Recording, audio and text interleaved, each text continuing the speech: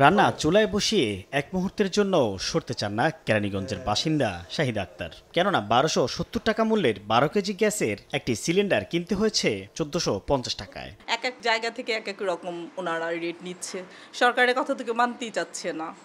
তো সেই ক্ষেত্রে আমাদের খুব হিমশিম খেতেই হচ্ছে।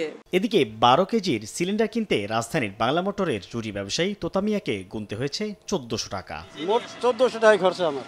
সর্বোচ্চ খুচরা মূল্যের চেয়ে কেন বেশি দামে গ্যাস কিনতে হচ্ছে ক্রেতাকে? ডিলারদের উত্তর, সিলিন্ডার পৌঁছে দিতে দূরত্ব ভেদে বাড়তি টাকা নেন তারা। আমরা তো একেবারে সার্ভিস চার্জ সহ বলতেছি আপনাকে।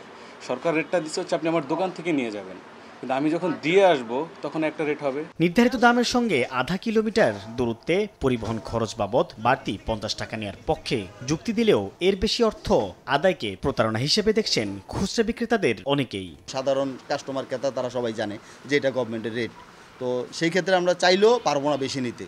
যদিও কারো থেকে নেই তাহলে সেটা হলো তারা ঠকানো। যখন খুচরা কিনতে যাই সেই ক্ষেত্রে দেখা যায় প্রতিটা সিলিন্ডারে ১০০ টাকা ২০০ টাকা করে বেশি নেওয়া হচ্ছে। আমার মনে হয় না যে ডিলার পর্যায়ে মনিটরিং হচ্ছে, কারণ যদি মনিটরিং হইতো তাহলে অবশ্যই দাম কমতো।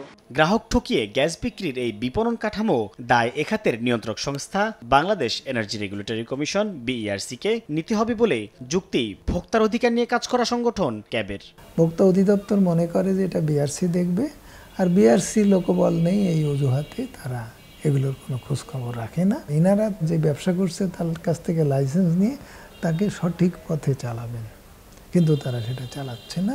বিইআরসির চেয়ারম্যান বলছেন, দাম নিয়ন্ত্রণে কঠোর হলে বাজারে তৈরি হতে পারে কৃত্রিম সংকট।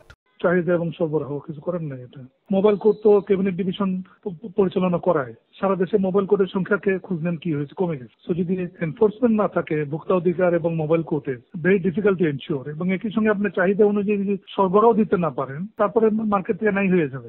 দাম বৃদ্ধির এই দুষ্ট চক্র থেকে মুক্তি পেতে ভোক্তা অধিকার সংরক্ষণ অধিদপ্তরে অভিযোগ করার পরামর্শ সংস্থাটির সাবেক মহাপরিচালকের।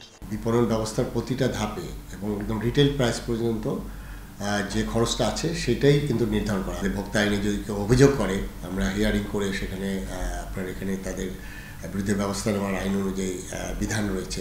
ক্রেতার কাছ থেকে নেয়া বাড়তি টাকা ক্যাশ মেমোতে না লেখারও অভিযোগ রয়েছে খুচরা বিক্রেতাদের বিরুদ্ধে। সরকার নির্ধারিত মূল্যের চেয়ে বেশি দামে গ্যাসের সিলিন্ডার কিনছেন গ্রাহকরা, যাতে মাস শেষে হিসেবের খাতা হচ্ছে ভারী। এমন হরিলুটের বাজারে নিশ্চুপ ভূমিকায় সরকারি তদারকি প্রতিষ্ঠানগুলো। এ অবস্থার উন্নতি কবে হবে, সেই উত্তর যেন শূন্যের কোঠায়। সাইফুল ইসলাম, সময় সংবাদ, ঢাকা।